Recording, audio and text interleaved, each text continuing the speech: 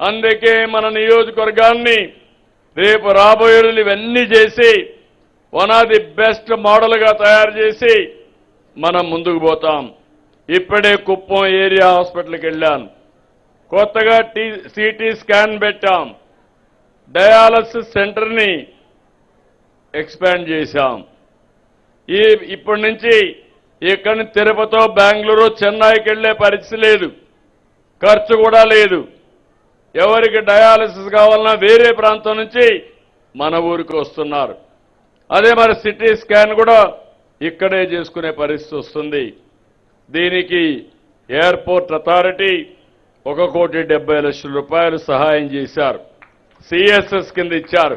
వారిని గట్టిగా మనస్ఫూర్తిగా అభినందిస్తున్నా, ధన్యవాదాలు తెలియజేస్తున్నా.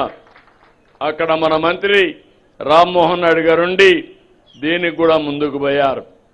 ఈరోజు ఇంకో పక్క కుప్పంలో మీరు ఒకసారి చూస్తే టాటా సంజీవిని ప్రాజెక్ట్ ఇక్కడనే ప్రారంభించాం.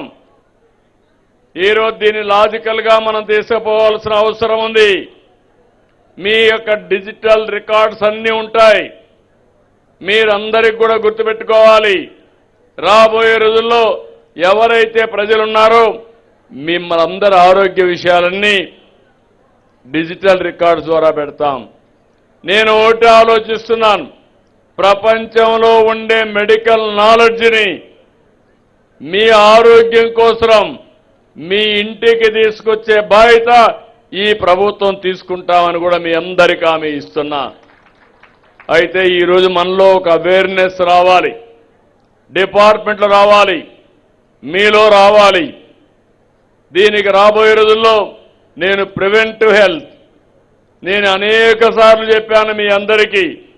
మనం తినే తిండిపైన మన ఆరోగ్యం ఆధారపడుతుంది. ఎప్పుడూ రామ్దేవ్ బాబా ఒక మాట అంటూ ఉంటాడు, మనిషి జీవితకాలం 120 ఏళ్ళు. 120 సంవత్సరాల్లో తినవలసిన తిండి 40 సంవత్సరాలు తినేస్తున్నాం. అందుకే అన్ని సమస్యలు వస్తున్నాయి. రుచి బాగుంటే, తిండి ఎక్కువ తింటే ఆటోమేటిక్గా మందులు కూడా వేసుకోవాలి. మందులు గోళీలు వేసుకుంటానే ఉండాలి. ఒకసారి డయాబెటీస్ వస్తే గేట్వే ఫర్ ఆల్ డిసీజెస్. భగవంతుడు ఆరోగ్యాన్ని ఇచ్చాడు. ఆ ఆరోగ్యాన్ని మనం చెడగొట్టుకుంటున్నాం. కొంతమంది వారసత్వంగా కొన్ని సమస్యలు వస్తాయి.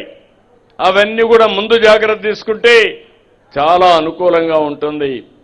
అందుకే నేను ఆలోచిస్తున్నాను, డాక్టర్లో చైతన్యం తీసుకురావడం, నాలెడ్జ్ ఇవ్వడం, ఏం చేస్తే మీ ఆరోగ్యం బాగుంటుందో అవి చేస్తానని మీ అందరికీ హామీ ఇస్తున్నా.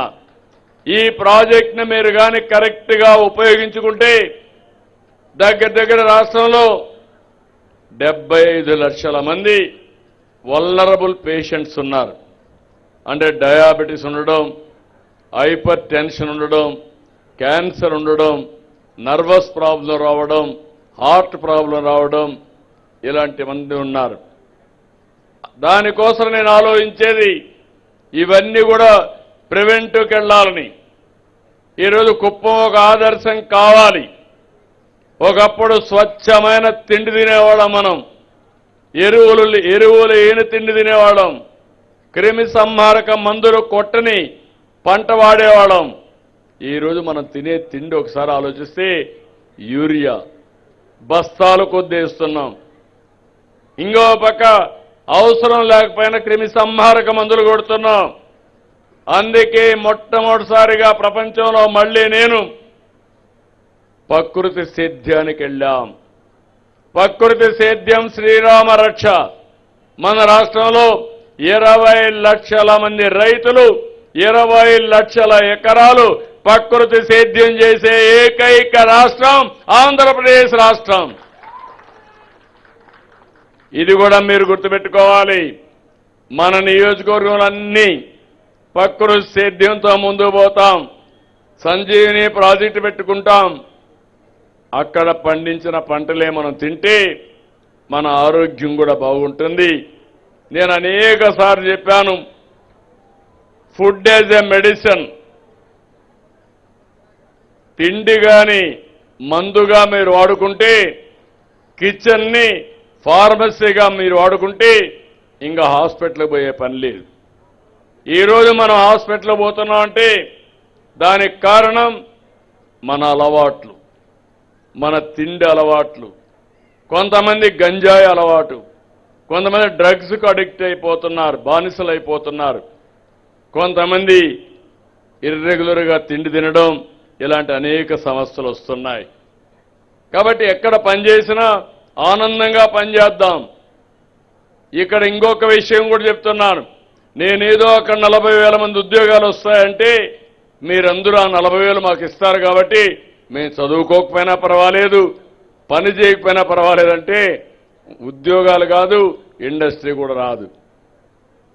చదువుకోవాలి, స్కిల్ డెవలప్మెంట్ చేసుకోవాలి, మీలో తెలివితేటలు పెరగాలి. అందుకే ఇక్కడ బిర్లా వాళ్ళతో మాట్లాడి ఒక స్కిల్ డెవలప్మెంట్ సెంటర్ పెట్టాం. అవసరమైన మన పిల్లలందరినీ స్కిల్ నేర్పిస్తారు. 10వ తరగతి చదువుకున్న వాళ్ళు కూడా మళ్ళీ ముందుకు చదువుకోవచ్చు.